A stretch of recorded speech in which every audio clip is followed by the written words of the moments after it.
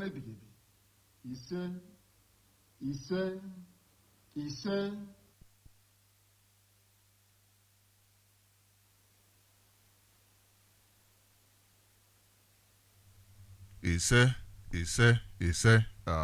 you very much for joining us. Thank you for being part of this program this morning. That was the voice of our leader, Onyendu Mazin Namdekano, leading us in an opening prayer as we do here often. So I thank you very much for joining us this morning. Today, like I said, is the 27th of February 2024, and the time now is just 5 minutes past the hour of 5 in the holy and blessed land of Biafra. How is your morning? How is your morning going in the land of Biafra? How is your morning going in the land of Biafra? How are you feeling? How are you feeling? This question, I don't know how the last time you heard somebody asked you, how are you feeling? So this morning I want to ask you, or I am asking you, how are you feeling? How are you feeling this morning? How do you do this morning? We are in a state where a lot is happening. So many people are going through a lot of things. In fact, every single one of us is going through so much that it has become very hard to even look at your neighbor, because you yourself, you need somebody to look at you. You yourself, you need somebody to say to you, hello, it will be well, it shall be well. You need somebody to say to you, you know, I understand. I understand. You need somebody to say to you, this is the direction that you need to go. You know, black people are so used to being directed. We are so used to relying on somebody else doing it for us.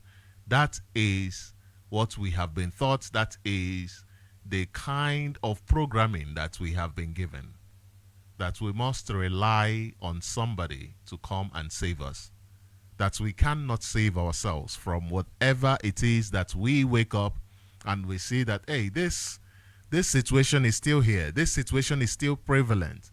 We are going through things that we have seen for over and over and over. It is there. It hasn't changed. It is something that we wish that it changes. It is something that we are even praying for a change. Even praying for a change. Yet, I remember back in the days of when PDP was in charge. When PDP, today they are claiming as if they are any different. I remember the days of PDP when they had this other fraction called Onongono.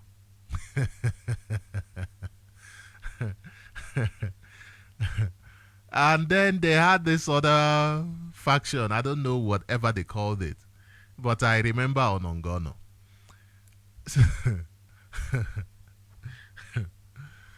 People are going through so many problems, and they want people to solve their problems for them.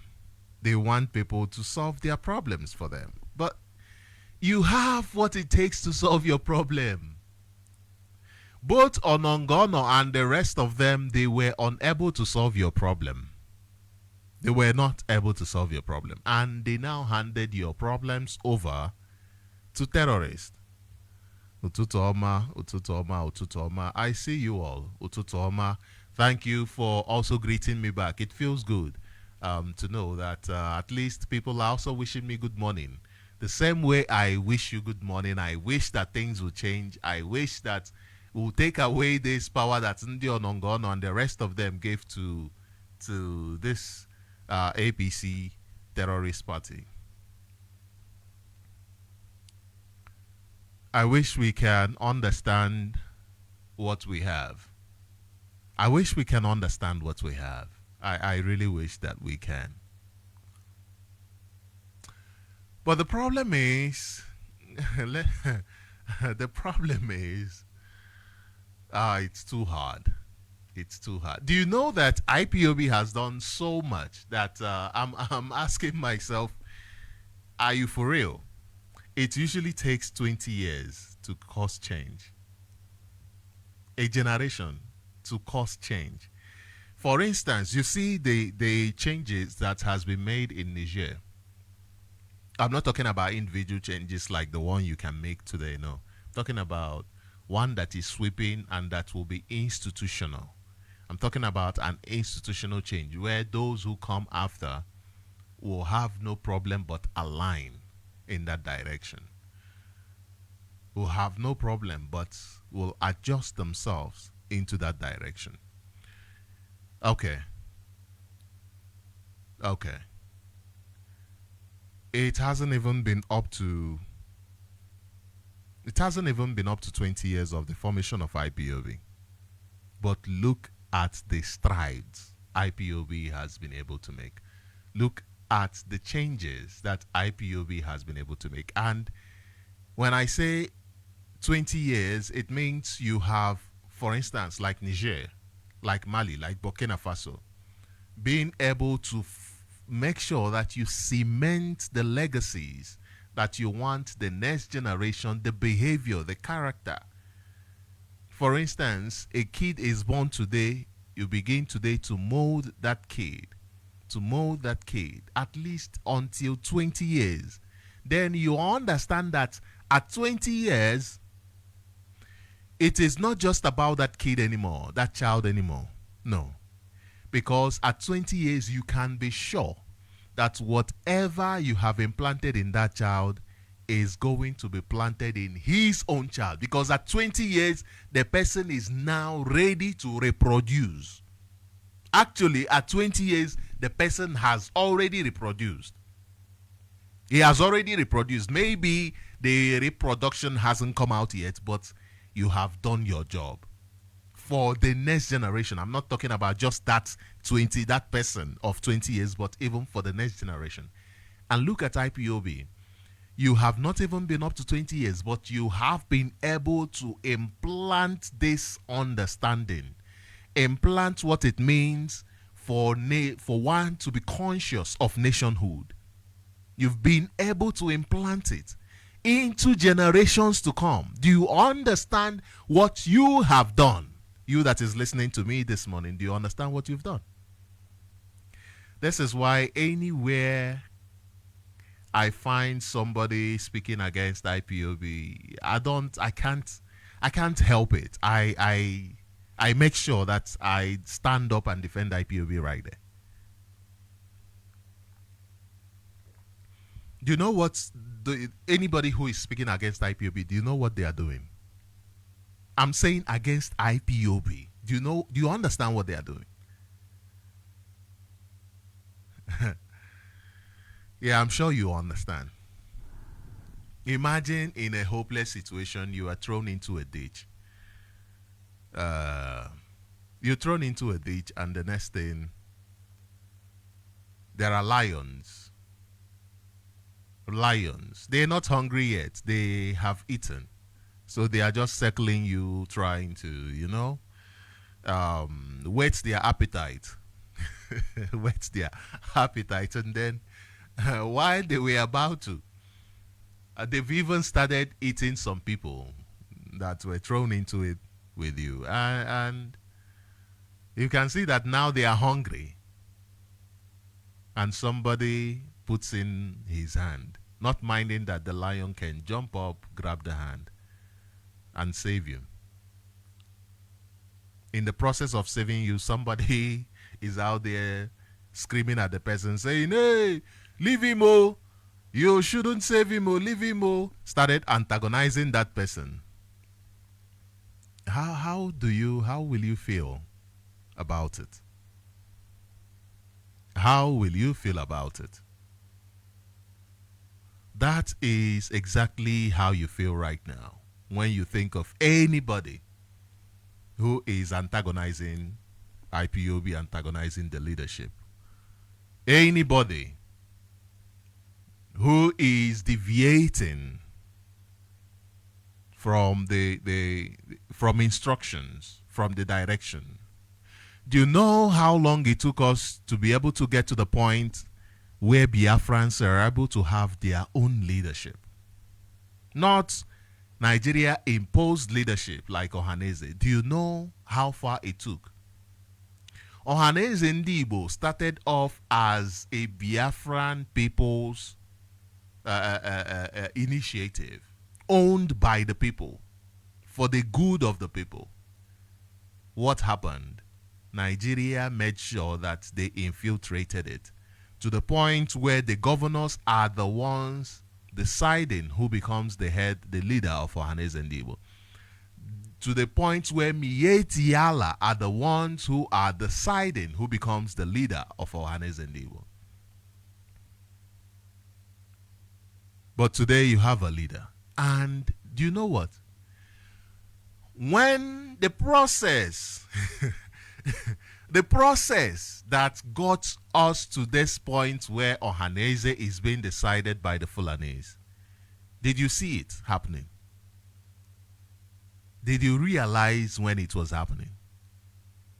Did you fight against it? Because you did not realize when it was happening. You did not see the process happening. You were not alive to the reality that was facing you. Today, you are alive to the reality that they are trying to water down what you are doing. They are trying to make you feel ashamed of standing up for yourself. You are alive to that reality. And who made that possible? Who made that possible, I ask you? It is Mazi Nnamdi Kanu, IPOB. Do you understand? I once said here, Mazi Nnamdi Kanu would have been unable to function, completely unable to function without IPOB. You can take it from me. That was the reason why he formed IPOB. Because his mission is not a mission that he can do on his own. It is a mission that needs the collectivity. It needs the people. It needs Biafrans, all of you. Every single Biafran. Hence, he gave a platform for every single Biafran to come to the table. To come and become part of the conversation. Let your voice be heard. He gave you a voice. He gave you a platform for your voice to be heard. He gave you direction. He gave you leadership. He gave you leadership. And I've said here before, when you disappoint the leadership he gave you, you've disappointed him. How much do you believe in our leader? How much? How much do you believe in his teachings of consistency? How much? You know, sometimes, for instance, when you come to me and you speak against Mbanali's family, my family, I will stand up against you. I'll stand up against you. I'll say to you, no, you don't do that.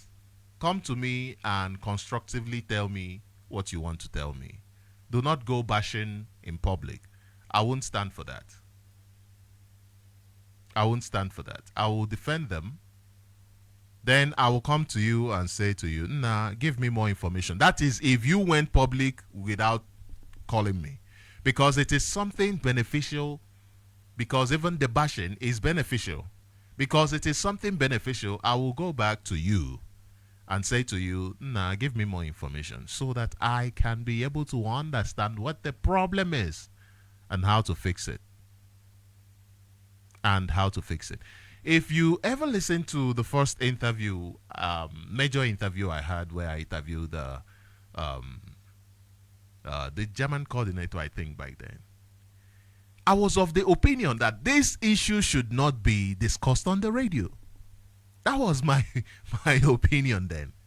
Because I was so ashamed that at this point, at this critical point, we are having issues. financial issues. So I kept asking, why isn't this going through a process that doesn't have to come out here? I kept asking. And people did not understand that I was still new. I was still learning. I used to just be a member of IPOB, just come to meetings, listen to whatever they say, and go home without really having, just be part of it. Just be part of it. Until our leaders' issue happened. If you understand something, whenever your family is in problem, that is when to go. That is when to wake up. That is when to stand up. It is not a time to go back. It is not a time to run away. By the time I came into IPOB, I saw a lot of people. A lot of people. A lot of people. The number was just so much. I was excited. It was exciting. You listen to our leader, you get excited. You feel these goosebumps on your body. I felt excited. But then when our leader was abducted, that was when I realized that, this is a very serious issue. This is not about, this is not just a congregation. This is a very serious issue. Now, what do you do when you have problems? What do you do when your family has problem? What do you do? Do you run away? Do you say, "Nna orukwele, nna eh"? You run away. Is that what do you do? What do you do? Do you run or do you stand and fight? They say a reaction, there are two ways you can react because everything has two sides. So either right or left, either positive or negative. So there are two ways you can always react. You either run or you fight. It's a reaction, right? For instance, when somebody comes to you with a machete, what do? How do you react? It is very important that you understand your reactions. How do you react?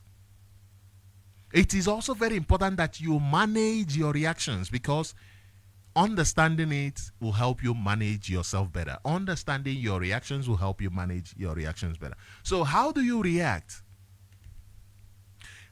And then some people reacted by running. The left. And these are people who then they were talking about history, how long they've been in IPOB. And this is one of the problems our people have. Even here, I always see people, I used to always see people. Now it's no more. They no longer talk about it. People talk about, how do you know how long I've been here? Some of the most dangerous people are those who have spent longest time in anything. They are one of the most dangerous people. If you have spent time and you are not, what difference have you made? That is the question. Not about how long you've been, but how well you have been. It is not about how long you run. It is about how well you run. It is not about how long you've been in this, how well. When you talk about how well, then you talk about how long. How well should come first. You can be in something for a long time and be a nuisance, be a problem. Yeah. Commitment does not show progress. Commitment is not the same as progress. Somebody can be committed to doing nonsense. Children. You know children. You see them, they are there cooking, doing their thing. And at the end of the day, they are not being productive. There's nothing to eat. They're still hungry. After doing their thing, they still come back to you and say, "I'm hungry now." So people said, "Oh, old boy." And it took me back to South Africa. When you have one or two conversation with somebody, they tell you, "Nah, do you know how long I've been in this country? I'm an old boy. Don't play with me. I'll deal with you." They'll tell you about being an old boy as if it is a thing of pride. it as if you've been in somebody's country for a very long time, and instead of talking about things you've achieved, how well it's gone for you, you're talking about the length of time. Oh, do you know? Nah, don't try me. Oh, do you know I walked from Egypt to Jerusalem for 40 years instead of 40 days? Nah, don't try me. Oh. Nah, don't try me. Nah, I'm an old boy. And this understanding is what Nigeria government is using in their courts today to elongate the case of Mazin Nnamdi Kanu without any progress. You just keep marching. They keep marching. No progress. No progress. Just marching. Marching to no direction at all. That is why IPOB said, you know what? We are tired of this your match pass that doesn't end. We do not want to be part of this shenanigan anymore. We know that you are using your court as just a tool. Do you understand that the court, the Nigeria court, is a design of colonizers? Colonizers designed it. And what is their plan? Their plan is that the court is for you, not for them. The court is for you. What do they call you? The miscreants, the have none. That means the poor, the poor. It's for the poor masses, not for the rich. That is the symbol, the stance of colonialism. The stance of colonialism. That is why it is designed in such a way, even the democracy is designed in such a way that once you are part of the elite, once you are in government, a president, a governor, you cannot be charged for any crime. You can't. Immunity covers you. Immunity covers you. So this morning, I am encouraging you to first think of how well before how far. First think of how well before how far. Do you know the number of our people here in South Africa who claim they have money? They don't even have a progressive cooperative. They don't even have that. You go to town, you find a lot of them selling okrika, selling this, selling that. They're making money, a lot of money from selling okrika. A lot of money. It's good business. We always downgrade businesses. There's no business to downgrade. I'm talking about this generation. There's no business to downgrade. Even if it is packing poop, as long as it is bringing economic benefit, you should never downgrade it. Because it is solving a problem. You are solving a problem in the society. So why should you neglect it? But they have this organization, they have this people, a lot of people, but they cannot even solve their collective problem. They can't solve their collective problem. Do you know that there is a proper organized people in that way, in the number that they have here? It would have been easy to start a small community bank. Not even for outsiders, not even for South Africans, not even for others, for themselves at least, to help themselves at least. A small community bank where they can. But in organizations of our people, it's always about when something bad happens to you, then they will come help transport your body to your home. Not their own development. Not their own development. It is crazy. It is crazy. Look at how well. Put it first. Then you put how far. So that as you see the vision of how far, your hand is on how well. You are doing it well and you are looking far.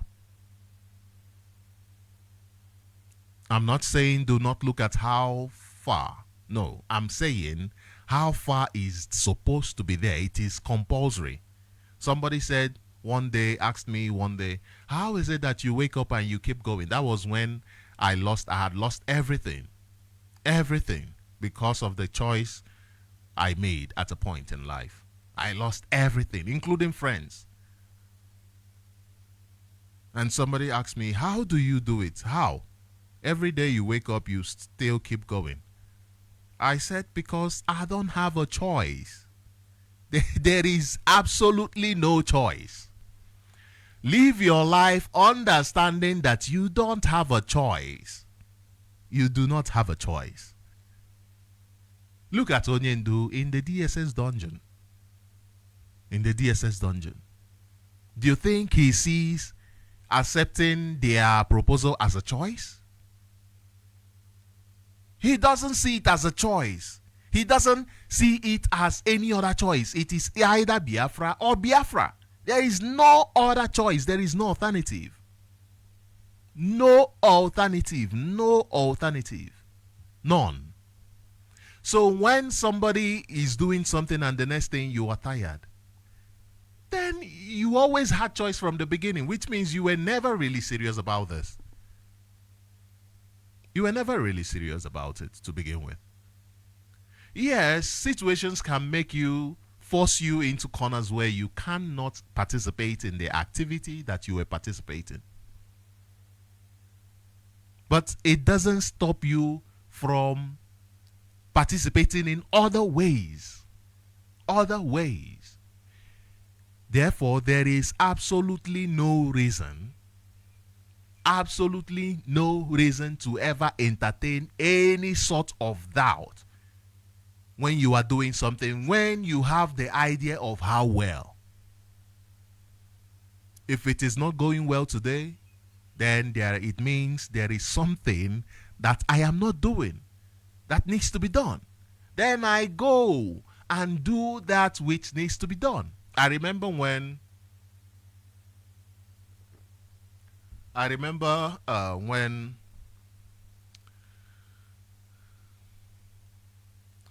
the time I said to you that a lot of people left. I remember how it felt. I felt so bad. And at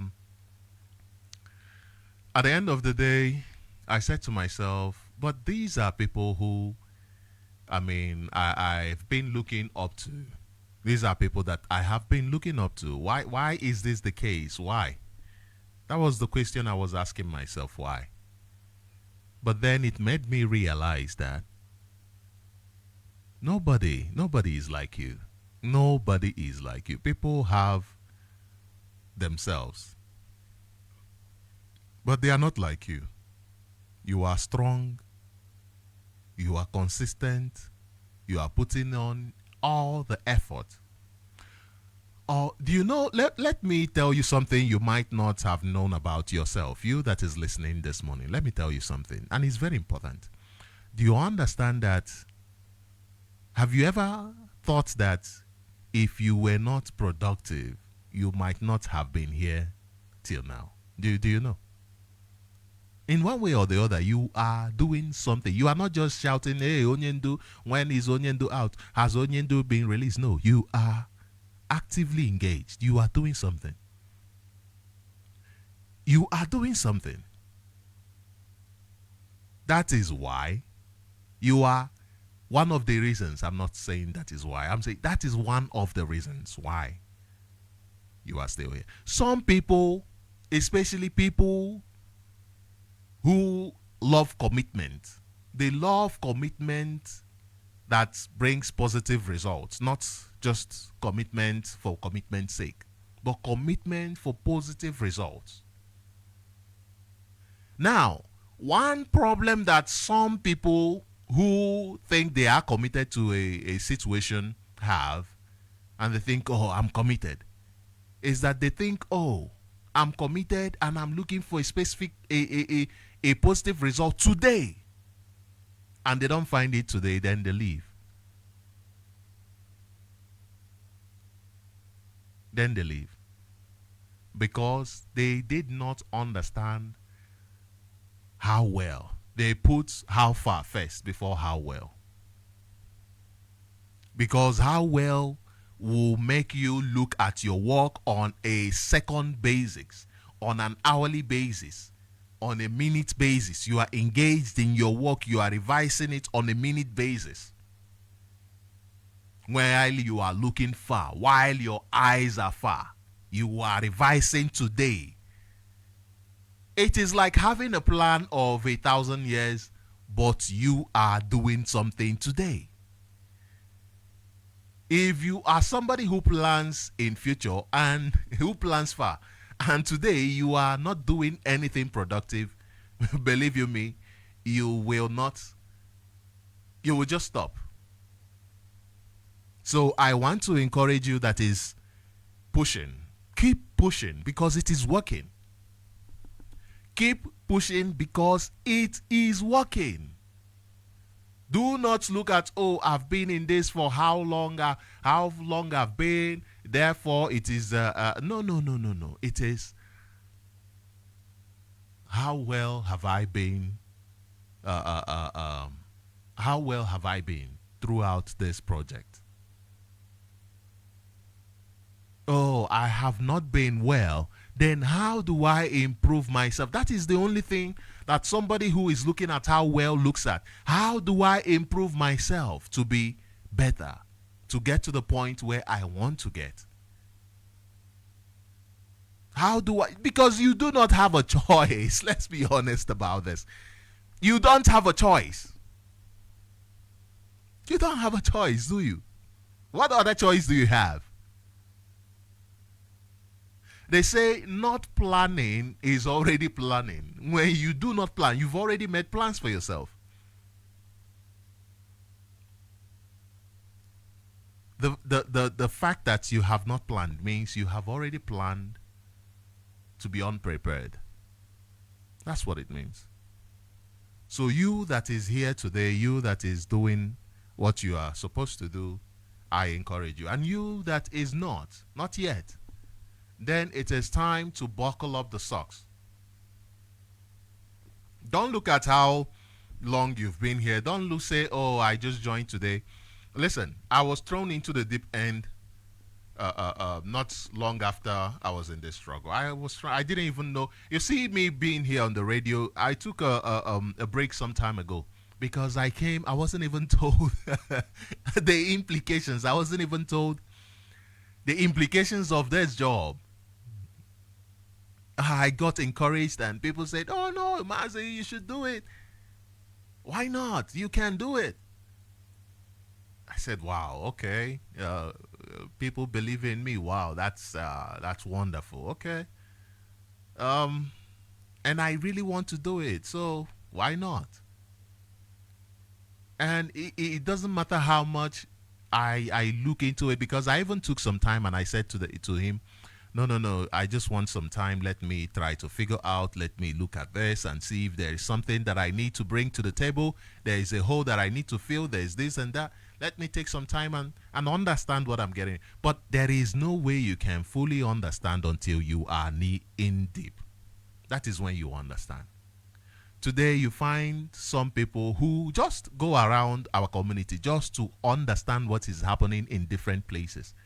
You get people who call you and say to you, I was at this place and this is what I saw, and I saw these people, children selling here and there, and no, it is just a disaster. And somebody will say to you, I was at this place and these people, they are on the street, they have taken over, they have done this and that. People take different responsibilities and they are doing it seriously.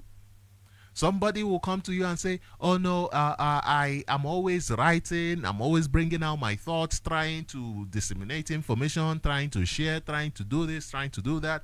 Some people are doing jobs that you don't even know about. Some people are doing jobs that you do not even know about. They are doing it and they are looking far. They are looking ahead. They are saying, this seed that I'm planting might be one of those seeds that takes 100 years to bud, to grow. But I have to plant it today. If I don't plant it today, then what else is there? What other option do I have? It means I am saying for perpetuity, from generations to generations, I am condemning my generations to this, to what I'm suffering today. But when I plant it today, it means I am saying, though suffering, they say, well, what is that thing they say? Though sorrow endure for a night, but joy comes in the morning, right? Yeah. So when you plant that seed and you say, oh, even if it is, let's say it will grow in 100 years, then it means I am not subjecting my generations to eternal slavery. I am doing what must be done, so that even if it happens to them in the next 100 years, they will know, oh, our grandfather planted this seed for us. Our father planted this seed for us. Our great grandfather, this is what they did for us. You've liberated them because you love them. You cannot liberate people you do not love. So once more, it boils down to how much do you love yourself? How much do you love yourself? You cannot love yourself and say, oh, I should be the only rich person in my community, in my street, in my this and that. No. How much do you love yourself? Look at Onyendu. Do you think Onyendu doesn't love himself before he would come out for you? Is that what you think? He must be able to love himself so much to the point that he realized that it's just a waste of time, me loving myself this much and not being able to share this love. It is like you are happy, but you can't. There's nobody to share it with. When people say money doesn't solve every problem, it's that you are happy, but there is nobody else to share it with. So what do? You start drinking, you start eating in a way to try to show or prove to yourself that you are happy, because there is nobody to share it with. So you are here, you are consistent because you love yourself. You can't even take care of the next generation, your grandchildren, if you don't love yourself enough. You can't be fighting for them if you don't love yourself enough. So whatever problems that you are facing today, face it with the understanding. Face it remembering that you love yourself, and that is why you are facing it. You are not just doing it because, hey, let's just do it. No. You are taking care of yourself. You are taking care of yourself. Mazi Nnamdi Kanu, look at his journey. He first started by highlighting the issues of Nigeria and how to solve Nigeria for Nigeria. Not even for Nigerians, but for Nigeria. And then he realized that no, Nigeria is designed in this way to fail. There's no way. He then said, okay, since this is the case, let us give the solution to Nigerians. Let us give the solution to Nigerians. These Nigerian problems, they include corruption. They include political instability. They include human rights abuses. They include economic mismanagement. They include ethnic tension. Mazi Nnamdi Kanu has consistently said that these problems are leading Nigeria towards an abyss of despair and insecurity. An abyss. And today you can see it happening before your eyes. Let me ask you one question. Are you frustrated that people seem like they are not seeing what you're seeing? Does it frustrate you? It used to frustrate me. Now it no longer frustrates me. It doesn't frustrate me. I'll tell you why. But before I do that, let me let me read this post from. This is from Icons News. This is from Do you know that the more things, serious things become, the less people you see. You understand that, right? Okay. This is from Icons News. It says Biafrans be wise. Hunting and noise never goes in unison.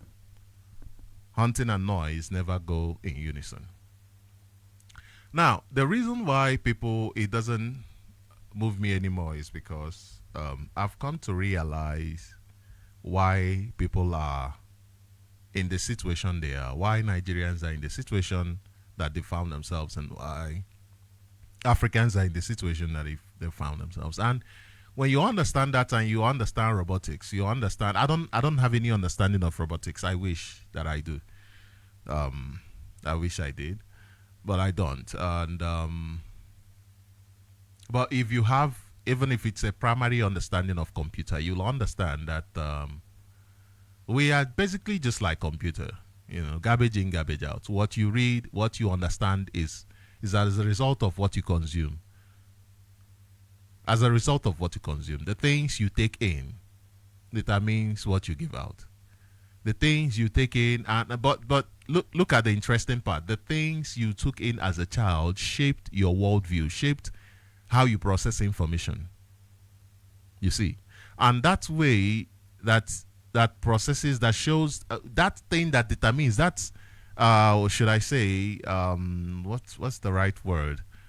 That's, should I say, laws? Okay, let me say laws. Let me use that laws. That laws, or that configuration that determines how you configure how you receive and analyze your information that's happened as a child when you were too empty. So it was just the foundation process, right? Can also be changed, but it is hard work. It is hard work. Someone once told me that, I'm not an engineer, so somebody once told me that you can lift a house up, like lift a house that has a low foundation, you can lift it up. And I was asking myself, how is that possible? I'm not an engineer, I'm not a civil engineer, so I don't know. I'm a novice when it comes to that. So I don't know. I was asking myself, how is that possible? How is that possible? When you understand the people, you will understand why they are the way they are. It is the information they have been fed. And it is natural for one to resist contrary view. It is natural for a normal human being to resist a contrary view. You know why it's natural? Because naturally the body resists pain. Anything that brings pain to you, your body wants to resist it. Anything painful, anything that is not good, anything negative, your body just resists it. So, bringing right information, in as much as the information will do you good, but at the same time, that information is telling you that you have been wrong. And wrong is a negative. Therefore, your mind, your consciousness just alarm starts going on, and you start working hard in order to say no, defending yourself and all of that. So it takes a level of change in structure for you to be able to open up and say, okay, it's okay to be wrong. There's nothing wrong to be wrong. There's nothing wrong with it. It's okay to be wrong. How can I change from this? It takes a level of reconfiguration, and believe you me, Nigerians are still a long way for that. I don't even think let me say this honestly, I don't even think that anybody from the age of 40 and above, the way people want change to happen, the way we want it to happen today or tomorrow, if not, will be completely wiped out. I don't think people from the age of 40 who at this point do not understand that the issues at hand, I do not pay much attention to them. That is why most of my program is really usually concentrated around people young like me, people, the youth. It is usually concentrated around the youth. from 20s, because I have had conversations where I have listened to 40s. At that point, it is very hard. I'm not saying they cannot, I'm saying they cannot be the real instrument of change. If you want people from 40 to be the real instrument of change, let me tell you what has to be done.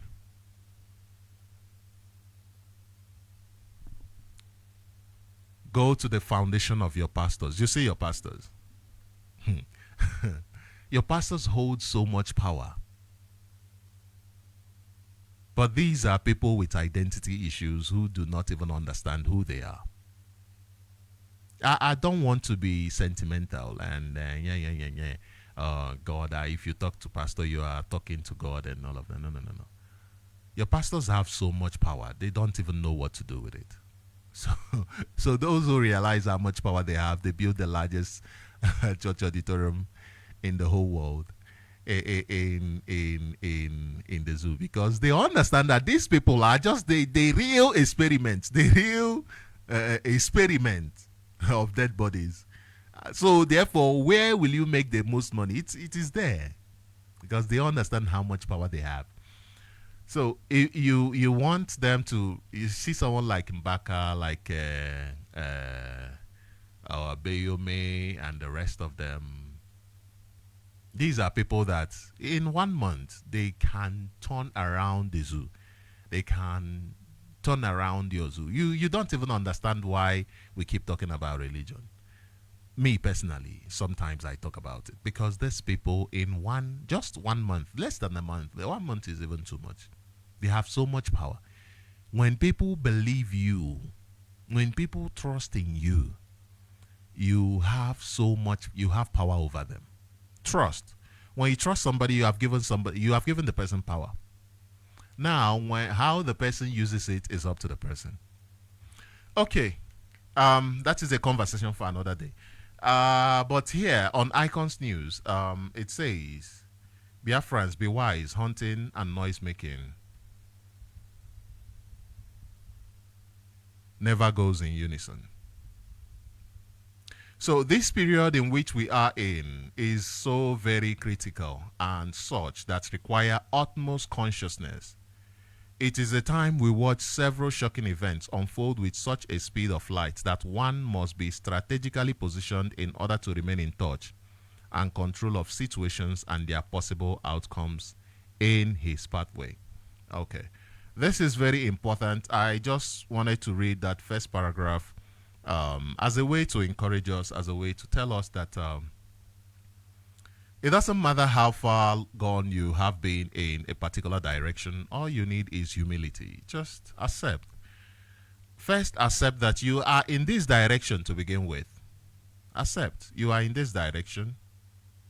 How can I improve? It doesn't matter how crazy an idea sounds. Be open. Be open. It doesn't matter how crazy it sounds. Just be open. When you are open, you can now analyze ideas properly. That is what it means it requires utmost consciousness. It requires to be critical.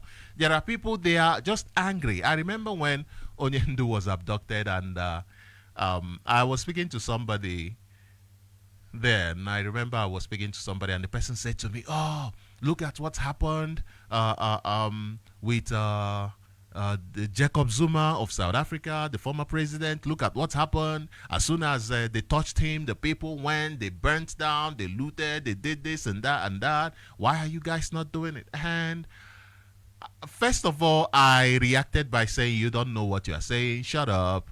Because I have to defend home.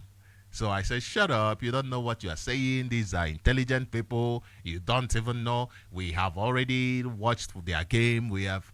Then I went back and I started saying, "Nah, but maybe if we had just reacted, maybe it would have, nah." And then I said, "Nah, what is going on?" The more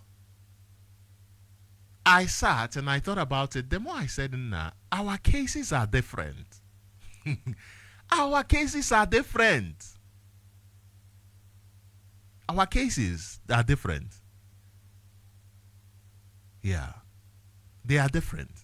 You don't because of, oh, I feel angry now. Why is this happening? And you think the solution the other person offered is the solution to your problem.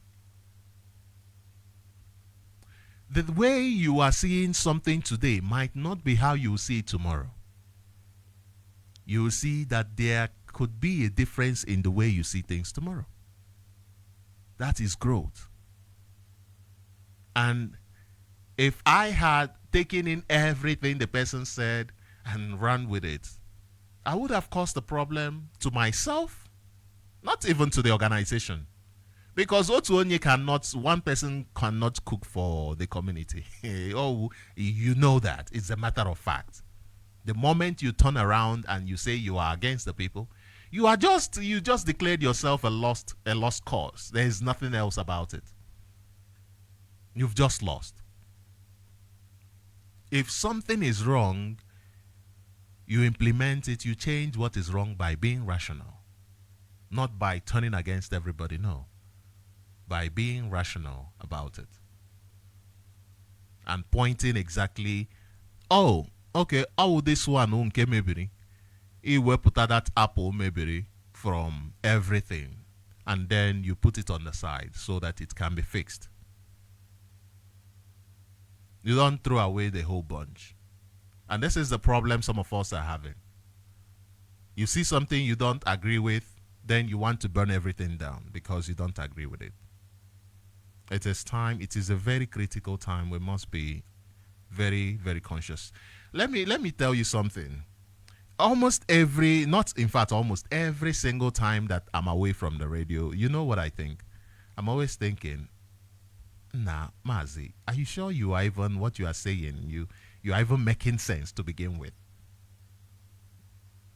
Always critical. Always trying to go back to find a way in order to be better. That is being conscious. Being conscious. And let me say this, because this morning I'm just bringing different things together. I did not plan to say all these things. I plan to talk about something different, but because of what we are going through, because of the state of affairs right now, people always want to think that everything will be hunky-dory, everything is going to be good, wonderful, and all of that. No. No, actually, if things are wonderful, you won't progress. I've said this severally. You will not progress. If things are good, you will never see a need for a change. Why would you see a change? Why would you want a change in a good situation? Why? It was during the war that we discovered that now we can actually process crude oil in our backyard, and we developed what it took. It was during the war that we discovered now we can do this, we can do that, we can do that. We can be innovators. We were comfortable in the zoo. For how many years? We never innovated nothing until the war forced us to become innovators. And today we are proud of it because it has shaped the direction of our lives. It has shaped the direction of our lives. So why is this hardship, this hard time not shaping the direction of your life? Why is it not making you better? Why is this jamboree court of Onyenduma Nnamdi Kanu not making you better?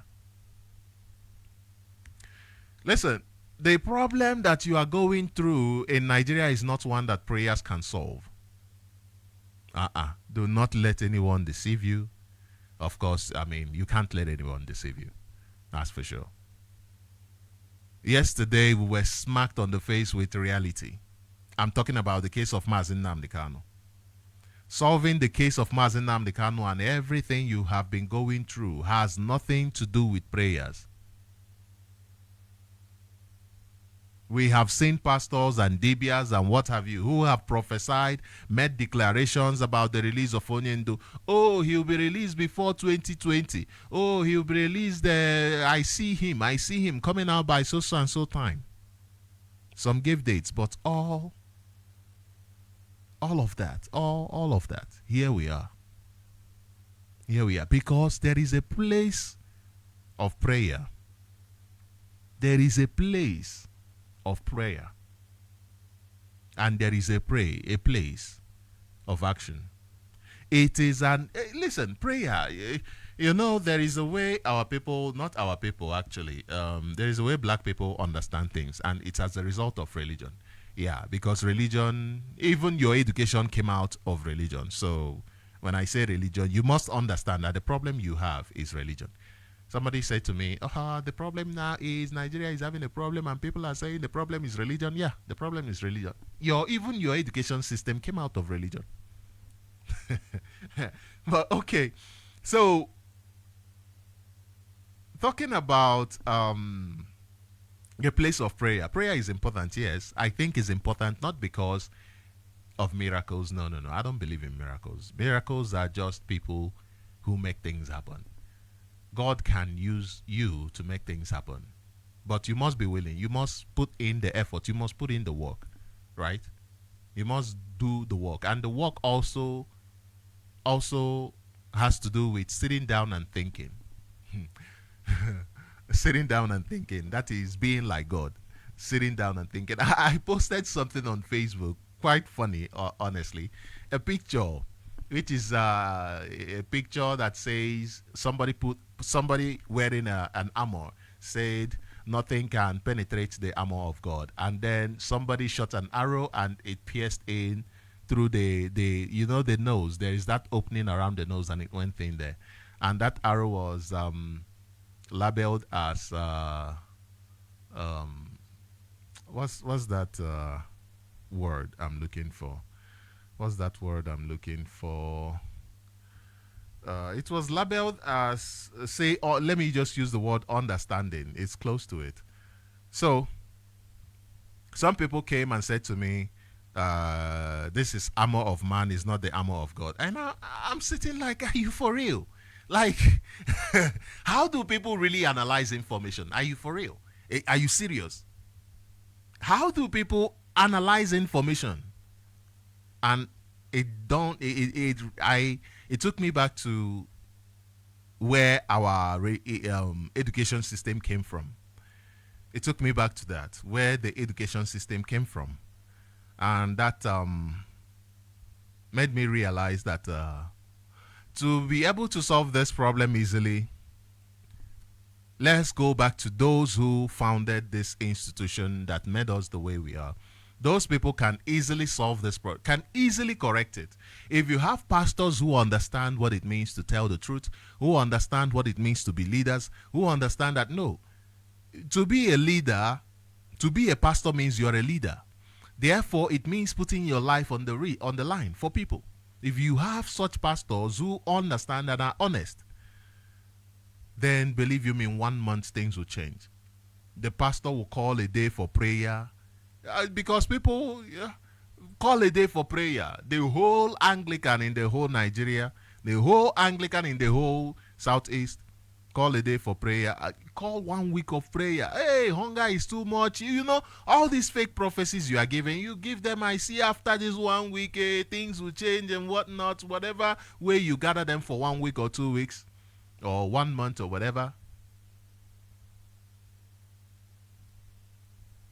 And you bring change. You know, a pastor can call for a protest and people will come. You know, easily come with their whole hearts, because they probably told them that in Kobe, and because people trust them, it becomes easy for them to win them over, even those of 40 years. And also another reason is because the way Nigerian system is structured, those who right now are supposed to cause the change in Nigeria, those who are in the middle class, they are the most comfortable. That is why some people are saying this problem happening in Nigeria is, yes, a welcome development, because it needs to make people uncomfortable. And the more you are telling people, don't worry, you are too comfortable, nothing they harm us, the more people keep being in their ignorance. It's like you are rubbing their head, telling them, don't worry. People must feel the pain. They must understand that this is real. You must be real. You must be conscious to what is happening. Now, these people rely on the pastors heavily. The middle class. They are not, they rely on the pastors heavily. The middle class. They do. Heavily. They rely on the pastors for miracle, for promotion. They rely on the pastors in order to show off their clothes, in order to show off their cars, in order to dominate those who are behind them, in order to be called the whatever positions they have in the churches. They rely on the pastors. They rely on them heavily. The knights of this, St. Molumba, St. Christopher, and what have you. There is no knight of Amadioha, no, of Christopher, Columbus, the rest of them. People you have no idea what they achieved. People who subjugated you.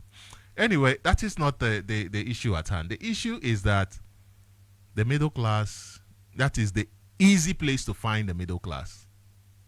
You won't find them any other place except there. That is why I keep saying that this message will be easier done. You see, the middle class, they can change Nigeria just like that. They are the lecturers you have who are in charge of the lives of millions of students who, when they charge them up and say, rise up, and things will happen. But they will not. They will not. How do you think a wealthy person will make any difference? I heard there's a protest that is going to happen today. Somewhere. I'm not sure if it's Lagos or where. I'm not sure who's leading the protest. But you've seen the former protest where wealthy people were in charge. The one of Buhari. The one that brought Buhari in. Since then, where are those people? Where are those people? Okay. So we will be opening the line shortly. We will be opening the line shortly. But before that, like I said, I understand the place of prayer. I think that prayer is an important exercise because it helps you position your mindset. It helps you position your mindset. Like I was reminded a few days ago, 2 days ago, that everything starts in the mind. Everything starts in the mind. You must first visualize an idea before you can begin to create it. I was reading about this famous psychologist when he was rendered, when he was paralyzed. He could hear. The only thing he could move was his eyes. But he was just there, bedridden. And he was written off. They said, oh, this guy cannot do anything. He cannot walk. He's just going to die, a vegetable. But in his mind, he kept exercising his mind, every day exercising his mind, and got to the point where it helped him understand people, understand human movement, understand human behavior, understand body language. Understand body language. Because he was there just watching people. That was all he was doing, watching people. Rather than to be negative, there are always two sides. Rather than to go the negative side, he went the positive side. He was just there learning as much as he can from the situation. And then one day he started movements of this part, the other part. So it always starts in the mind.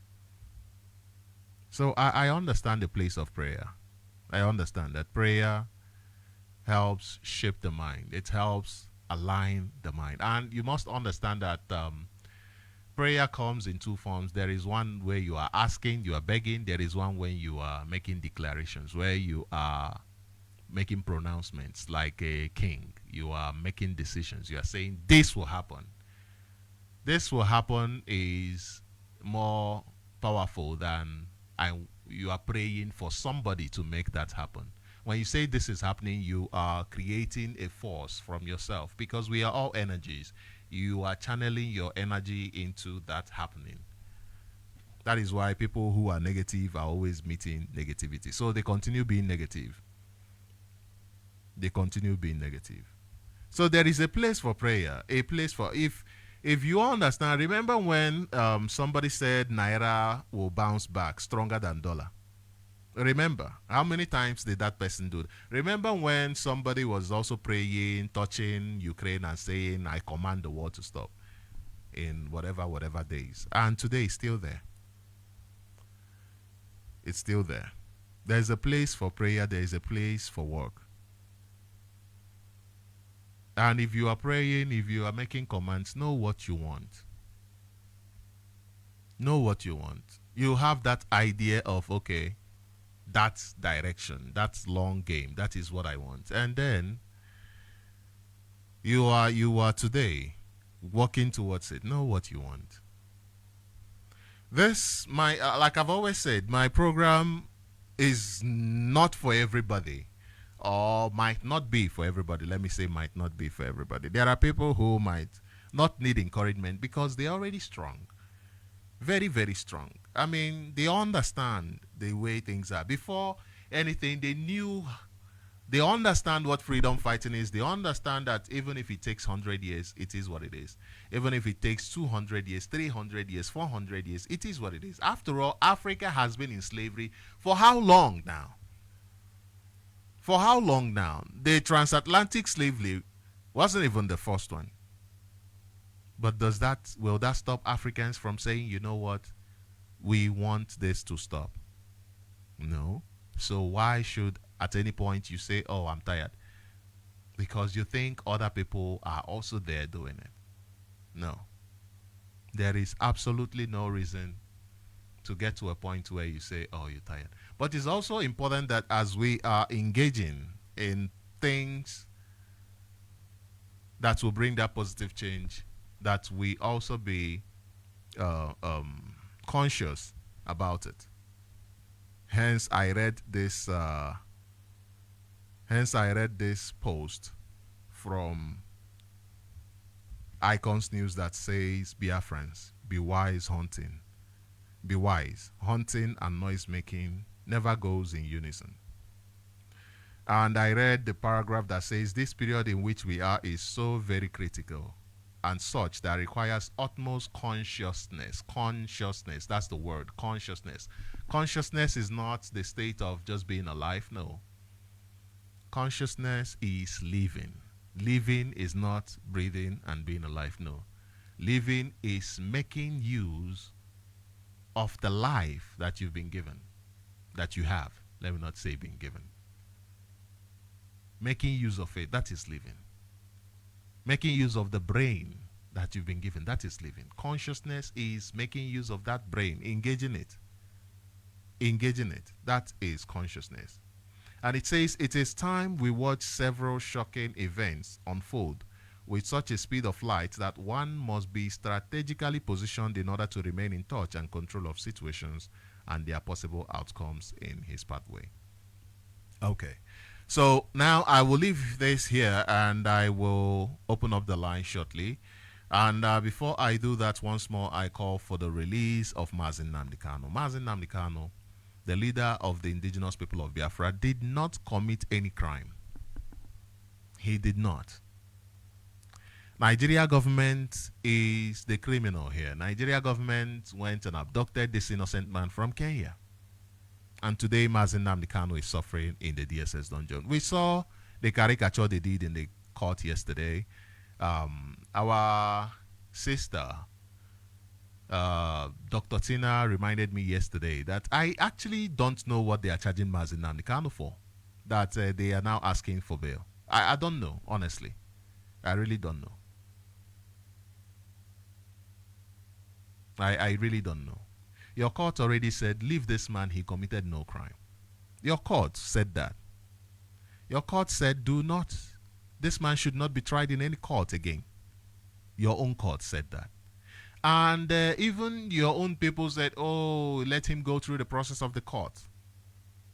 Only for you to obey what you want to obey and disobey what you want to disobey. Because you understand that most people in your court are just puppets. Look at Binta Nyako, for instance. The case of Mazi Nnamdi Kanu shouldn't have even been there in the first place. It shouldn't have even been a case in the first place. There is not even a reason why our leader, on the first day, it should have been struck out. But she kept pushing the case, kept pushing it, because she understands what she's doing. She understands her responsibility to the zoo government. Her responsibility is to Nigeria government, not to justice, not to you, the ordinary man. Not to you. Not to you. If you are taking any action, understand the actions you're taking. And Binta Nyako understands the actions she's taking. She's made sure that this case has been in the court for 3 years now. And she's not even backing down. She's not backing down. Be conscious of your actions. If you decide to go radical today, be conscious of it. Do it with precision. Sit down and draw your plans. Sit down, draw your plans and make it happen. No matter the odds. Make it happen. What I'm saying is be conscious. That's what I'm saying. Whatever you need to do, be conscious of it. Understand the consequences first. And understand the gains first. Does the gain outweigh the consequences? Have you done your research to understand? Be conscious of it. This is a very critical time, like I read there. You find out that poverty has a way of forcing people to act. Poverty has a way of forcing people to act. And some people, poverty erupts emotion. A hungry man is an angry man. It is time for us to have an understanding. Nigeria will never work, that is for sure. They should release Mazi Nnamdi Kanu as soon as possible. Let's listen to this and then we'll open up the line. Whether they necessarily mean to or not, are expressing a revolutionary process. It's been going on, frankly, since the Arab Spring. The mole of revolution has been boiling away under the surface and is starting to come out. But this has accelerated things. There's a domino effect coming in. Because in Niger, for instance, it was a slightly different situation. A power struggle emerges at the top. Bazoum was going to sack the head of his presidential guard. The head of his presidential guard, who is a general, turns around and arrests him in his home and announces, "I'm the government." At the same time, you have popular demonstrations of support, again, waving Russian flags. Whether that was at all what Chayini intended or not, I have no idea. But he has run with it, and so now the French military has been pushed out of Niger, and the demonstrators surrounded the French embassy. When the French ambassador refused to leave, protesters surrounded the embassy and blockaded it, prevented food or water from getting in until they left. I would say that this movement is far out of control of anyone. It's not under the control of the French imperialists, certainly not under the control of Russia or China, and it's not even in control of their own states. We have to see where this goes. Gabon is a similar situation. I haven't seen any anti-French policies coming out of Gabon, but I am convinced that the reason that the Presidential Guard moved against Ali Bongo was because they were worried that if they didn't, an even bigger revolutionary movement would come and slip out of their hands. This is what we're talking about. What we're talking about is not simply, oh dear, the end of democracy in Africa, what's going to happen next. We're talking about a revolutionary process, an extremely complicated revolutionary process that we have to watch extremely closely. Finally, I want to talk about what's going to happen very briefly, and I apologize for going over time. It's difficult to deal with an entire region satisfactorily. What is going to happen? Following the Niger coup, ECOWAS, which is the regional body for West Africa, led by Nigeria, announced that it was going to intervene. It imposed sanctions, it blockaded Niger, it also said that it launched a military operation. Now, maybe one of you can come in and tell me where that military operation is. I can see no evidence that it's taken place whatsoever. There's a very good reason for that. Part of it is actually the Nigerian state has been so weakened that I don't think the Nigerian army could even reach Niger. One bourgeois politician, the former director of the Central Bank of Nigeria, said, if we declare war on Niger, we're declaring war on northern Nigeria because of the Hausa question. He also said, and I can't believe a bourgeois politician would admit this, our army is not equipped to fight a war in Niger. Niger is the poorest country on earth, according to the UN. And Nigeria considers itself a regional imperialist power, the natural leader of West Africa, and they are incapable of fighting a war in their closest neighbour. That shows the instability and the weakness of even the most powerful capitalist country in West Africa. But it's not just that, there's a social question here. You've had the End SARS movement, which was a huge insurrectionary movement in Nigeria in 2020. You had mass protests at a time when the government is carrying out cuts and austerity. They know they launch a war against their closest neighbour, against an anti-imperialist and a regime styling itself as anti-imperialist. They could easily provoke a revolution movement inside Nigeria. And a revolution in Nigeria completely blows the situation open. It will completely transform the situation because of the size and strength of the Nigerian working class. Senegal also, they've had their own mass demonstrations because of the arrest of opposition leaders and the same kind of, constitutional jiggery-pokery that I've already explained. So I won't take up time going into that situation. All of the capitalist regimes in West Africa are terrified that they're next. And that's the worried side of it for the ruling class. But on the other hand, left-wing political parties, activists across the entire African continent are looking at this and also asking, what's next? Julius Malema, who is the leader of the Economic Freedom Fighters, basically a left-wing split from the ANC, so a sort of an African nationalist organisation, but left-wing, issued a tweet in French saying, "Don't disappoint us, Cameroon, we're watching."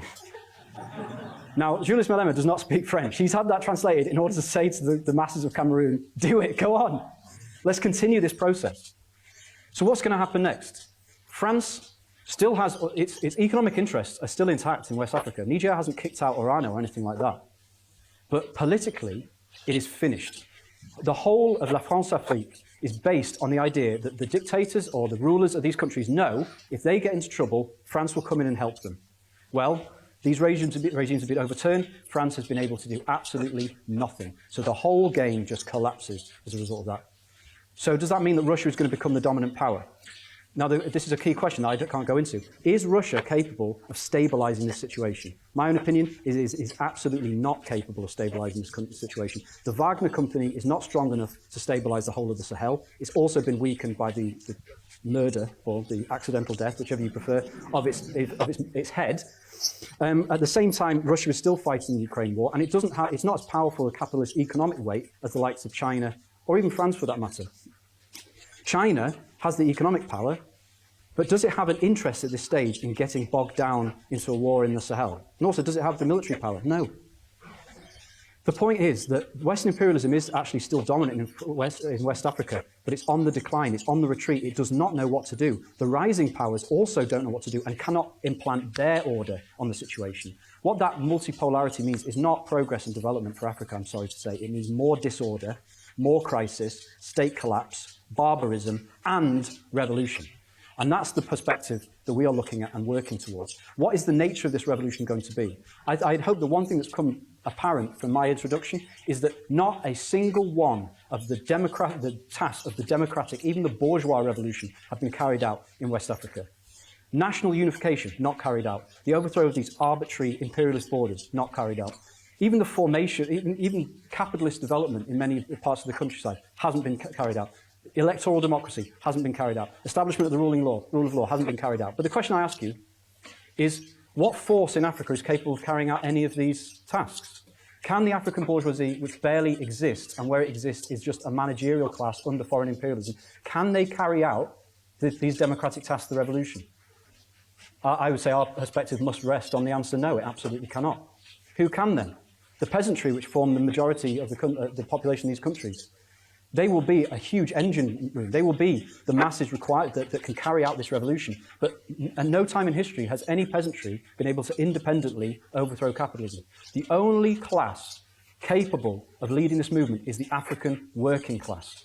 The African masses as a whole, in which I include the peasantry and the poor people living in the cities, but led by the working class. That is the key to the African revolution, a revolution which we are basically on the threshold of. Perhaps we'll look back and say it had already begun.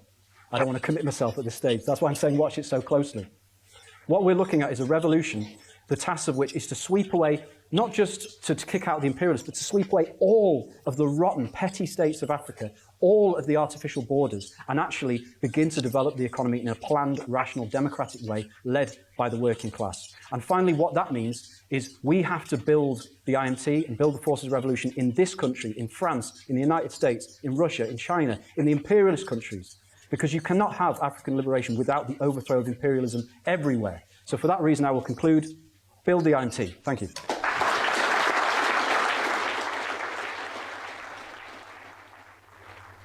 Thank you very much. I hope that was very informative.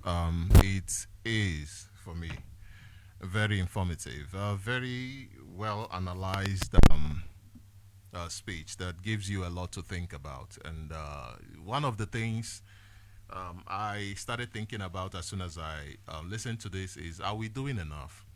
And then it took me back to slavery and how it is the same people who started slavery that stopped it. The same people who started slavery that stopped it. Why wouldn't that be the case when you have Fulani in Nigeria who are killing Nigerians and Fulani in Niger who are saying we don't want war in Niger? Uh, Nigeria, Africans, anyway.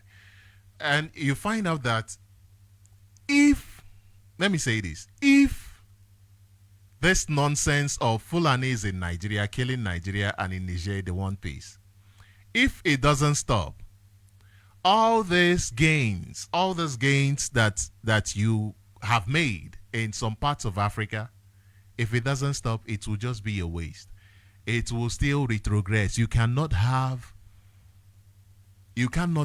evil happening one side and think good will survive in the other side. It won't. Evil will always come to the other side. It will always come. And this is the problem black people have. You are free, you don't want others to be free. You just care about where you stand in. When will we be the ones solving our problems? When? When will we be the agents of change to our own issues, our own circumstances? When? When is that going to happen? And before I introduce the speaker who is already on the line, I want to say that encouraging those who are hearing the gospel for the first time, who are being, should I say, who are still new into this, encouraging them doesn't take away your position as somebody who has been holding this idea, this ideology down for a long time, who has been planting this seed that even brought these new people. No, it doesn't discourage you. No, not at all. It doesn't even nullify all the efforts you've done. No, it does not. But today is not your day. Today, today is the day of those ones who are seeing what is happening in Nigeria and they are newly coming to terms with everything, because these are the people, believe you me, these are the people that are that will become very instrumental. Just write this down. Will become very, very instrumental because of several reasons that I'm not yet ready to talk about, but just write it down. I have a caller on the line. Caller, you are live on Radio Biafra. Please introduce yourself and go ahead with your opinion. Ndeo. Good morning to you, Mazi Sochima. Good morning. Greetings to you, my beloved brothers and sisters. Chukwukikabiama remains our strength, and we must continue on the right side of the truth. My name is Hugo, and I'm calling from the blessed land of Biafra. Mazi, you've said so many things, but let me talk about the prayer which we found ourselves into. In our land, many people believe that you do everything with prayer. Not that the prayer is not important, it is important. But the word of Chukwukikabiam also let us know the prayer without work is dead. Meaning, if you are praying for a particular thing, in short, the question is, what is prayer? What is prayer? If you ask that question and seek for the answer, it means, prayer means an avenue for you to demand, ask God to do something for you. But the question is, after you ask that, does it mean that the work is done? The answer is no, because that is where the word of Chukwukikabiama comes in. The word of Chukwukikabiama come in there by telling you that as you are praying, you have to walk towards that your prayer. If you are praying for a particular thing and you are keeping silent, very difficult, you will not get it. So, Chukwukikabiama have done marvelous work by providing our leader, Mazen Nandekano, an excellent man, a man that can never be compared with. If you say it's a lie, sacrifice your own, sacrifice any. He said that he would do that sacrifice, and you and I can also confirm that he have done it. So that is the reason why sometimes I am angry with those that is trying to scatter what this man built up in the name of trying to possess a position that is not yours, in the name of you want to become a leader of all. And another thing, you hit another point. He said that our leader Mazen Nandekano, that he couldn't have done this without the IPOB members, which is the indigenes, the people that owns the land. I think I agree with you 100%. And that is the reason why he himself, I quote him, he said that when Chukwu Kabiama called him for this work, he said, how are we going to do it? Because he said yes. That Chukwu Kabiama said that he will bring people that will work with him, that he will give him multitude to go with him. That the most important thing is that he shouldn't backslide. That is where the resoluteness you see in him today, which so many of us imitate, comes in. If you are demanding for your rights and delay demand, that is the key. I want to tell you that is the key that killed the zoo. And why the zoo are their own key is all. That is the reason why the so-called zoo number one citizens, they don't go to people's house to attack them daily. That is in the night when people are sleeping.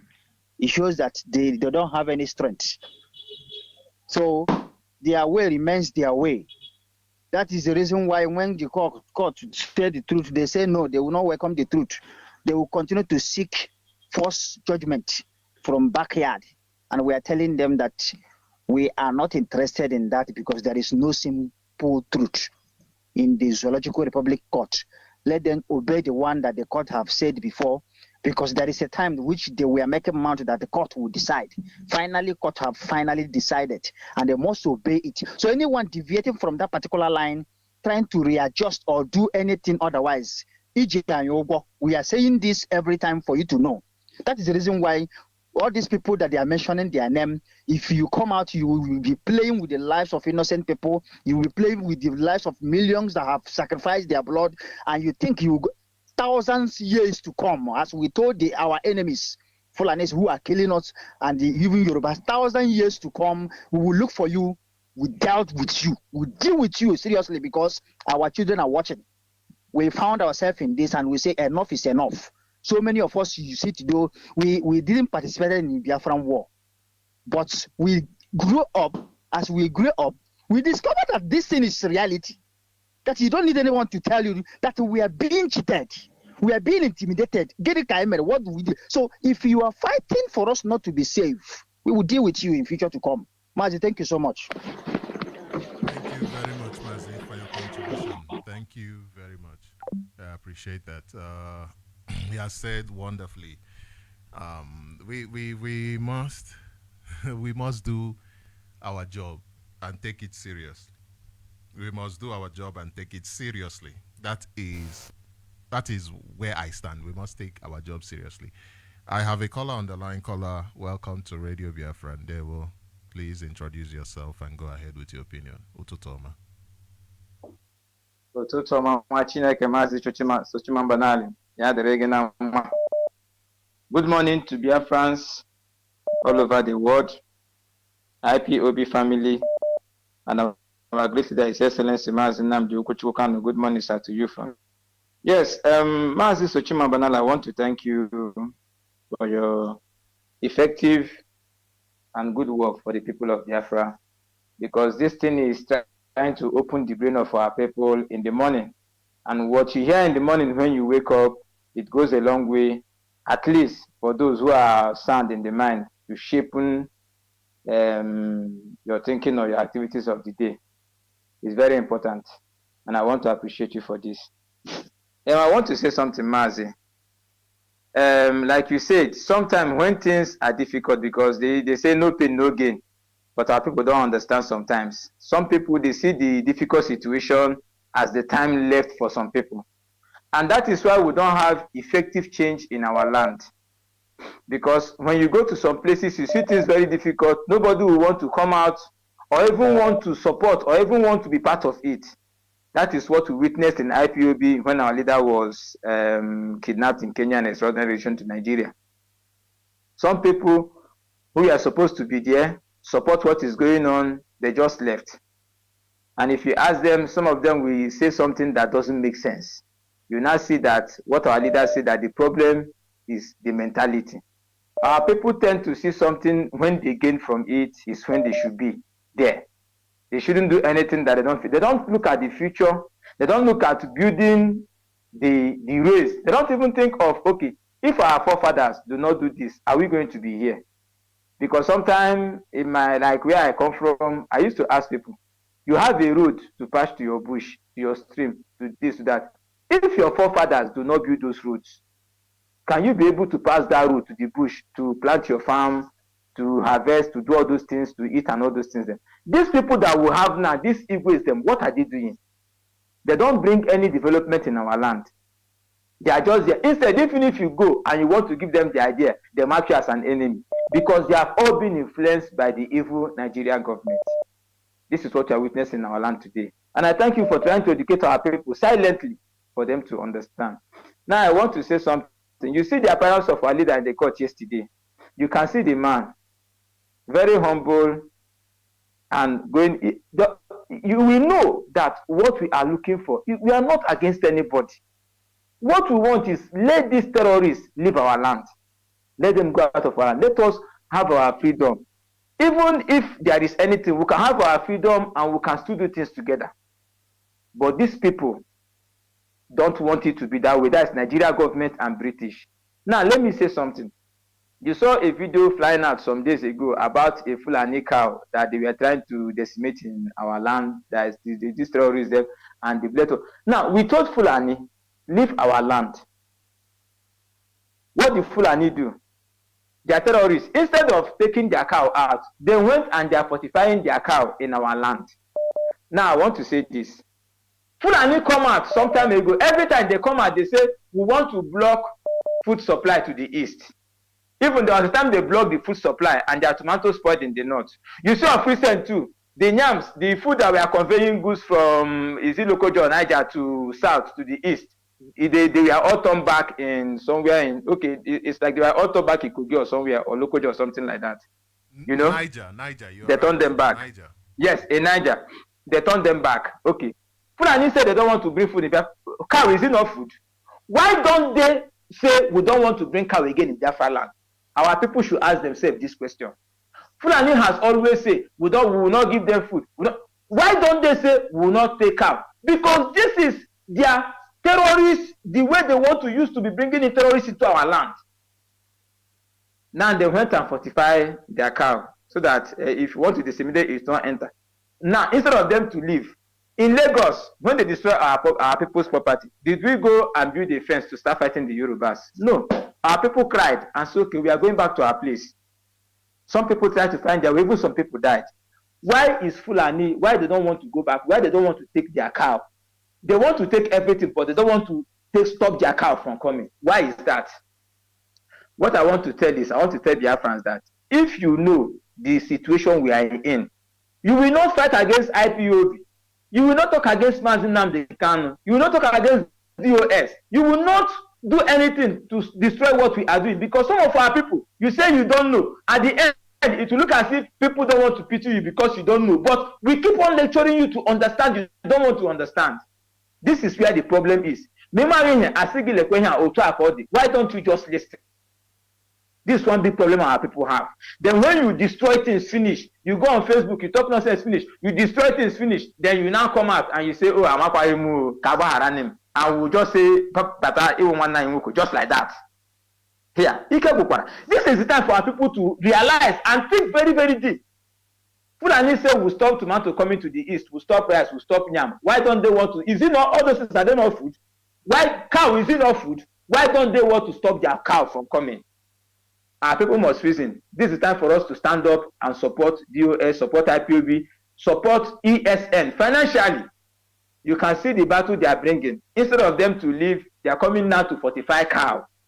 You know, so that should send you a message. You have to support ESN financially because the land of Biafra belongs to us. And if you are in our land, because that thing we don't know whether they do it in Sokoto and bring it or they do it. If you are in our land, you do this thing for Fulani, you will die. The land of Biafra will swallow you. No evil shall ever germinate in the land of Biafra anymore. Our land has been decimated for so many years. This time around, we are here to cleanse it and to take our freedom. And that is what every Biafra must imbibe in their head and work towards. Support ESN financially through IPOB unit, IPOB zones, or through our PayPal also, www.ipob.org. Go there and you support, or any other means that's approved by HODDOS, Mastic Doziem. You must continue to support ESN. You must, through the right channels, you must support ESN for our land to be protected. And we demand for the unconditional release of our leader and a referendum because, like you said yesterday, I don't even know what they did in court yesterday. I don't understand. I don't know. Is it they just go there to say bail? We say no, you will jump bail. We say no because of army. We say, what is all this? Kenya Raponya. This man is putting on one clothes for more than 3 years. Nigeria should be careful, oh, because when we are saying this thing is that as a Biafran, anywhere we are is our battlefield. When it will happen, no, but Nigeria, British will not come. Oh. British will not come because if they come in the land of Britain, we will give them our blood now. What is there? They will see it now. Thank you. Everybody must wake up for us to do the right thing and take our freedom. Thank you very much, Master Sochima. Elohim bless you from here. Thank you very much, Mazi. I appreciate your contribution. Thank you very much. Of course, our responsibility is there for us. It is facing us clearly in the face. You never had leadership in a very long time, and today you have one.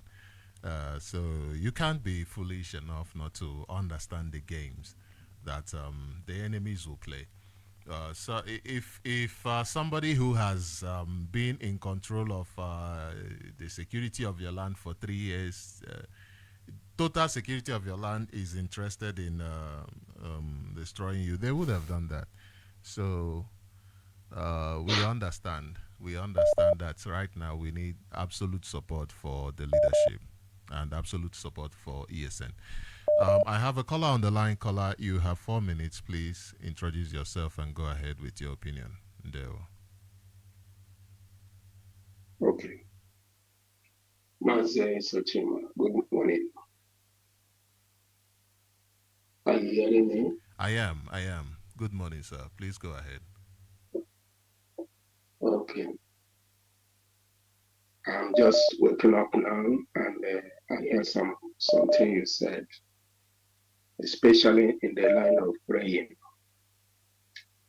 You see, the major problem we have in Africa is that God has created human being and give him everything to live here on earth. The only thing God can do for human being is not up to 2%. It's not up to 2%. All other things are given to you for you to live. But in the case of Africa, it's a different ballgame. Do you know that government, as a government, don't need any prayer? Government don't need your prayer as a government. But for individual, yes. But for government, no. The prayer of a government, what government are looking forward is constitution and bylaw that guide government what to do and what not to do. Because immediately you fall from the line, you will be penalized. The action will be on top of you, be you a president, be you a vice president, be you whoever you are, because the law, the constitution is above a human being. That is how it works. And that is how it works in the whole country of the whole world, except Nigeria, except Africa. If you think what is going on in Africa, you marvel because all they do in Africa is just to deceive their people. When any position was given to a person as a president, the person become a slave to the white people. As a country, think there was a time somebody made an agreement between the France and so many more than 14 African countries. It's just like Africa are slaves to white people, to bring to mostly the France. The France have all everything. All these things you see in Africa are all slaves, which is very, very hard. Now, before I forgot, there was a news yesterday that a cow, they are firing a cow. The bullet is not penetrating to the cow. Maybe they have fortified the cow. Because that people who call Fulanis, how notice our government, those people. I think our people will think, ihe ga-eji tinye mee na ihe ga-eji mee ma ahụ ihe ga-eme ọ ga-wee mee agba ya to penetrate ya that thing. It happened during the war.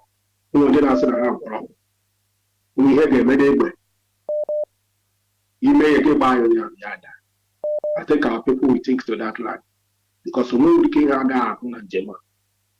So Maazị Sochima, thank you very much. I will always come to say one or two things to our people. I encourage our people to stand firm because we have no other place to go. It is a pity that Africa is going the way they are going because in the blood of so many Africans, there was traitors, betrayal, saboteur, criminality, and all of that in the blood of so many Africans. And that is where they are today. Thank you, and God bless you. Chukwukikabiama will be the strength of all of us who are working hard to do what we can do on the process. Thank you very much, and all hail Biafra. All hail Biafra. Thank you very much, Mazi. I appreciate you. I appreciate you too. Thank you very much. This is where we'll bring this program to an end. I make sure that I end this program by 6:50 so that the person that will come next will be able to, continue. So that is why I have to end this program by 6:50. You remember that we start this program by 5 until 7. So 6:50 I should be signing off so that the next person can get ready to be here. But I would like us to continue this conversation. I would like us to, because it seems like most times we do not have enough time to continue conversation. And I would like us to actually be opening up the line as early as possible. Actually, I would rather open up the line by 5:30 so that we can have a conversation from 5:30. But several times that I've opened up the line quite early, I don't receive calls very early. Calls usually start coming in after around 6 o'clock, after around 6:15 to 6:20, especially around that time. So it makes it impossible for everybody to be part of this. There is somebody that might be saying something, and personally, I won't say to the person, okay, speak for 3 minutes, or speak for 2 minutes, or speak for this minutes, because I feel like what the person is saying is really needed. It's very, very needed at that point, And as a moderator, it is in my responsibility to say to somebody, okay, take as much time as you want because of the various ideas that you are bringing to our minds, because Uche na abia, that person might be saying something and then something comes in and then the person might take longer. And so let us please try and call in early enough so that we can have a conversation. Because the more we converse, the more people are able to call in, the more we can have information, the more even myself who is here, the more I get to learn. Honestly, the more people can call in, the more I get to learn.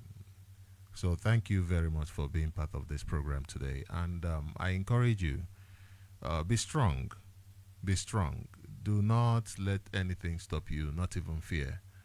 You must be strong. You must be courageous. There is one of our brothers who always call and say, prepare yourself. I've always wanted to call him and say to him privately, what do you mean by prepare yourself? Can you come on the radio in order to educate us on what exactly you mean by prepare yourself hard? I think I'm going to do that. I'm going to call him and ask him if he can come here and tell us what he really means by prepare yourself hard.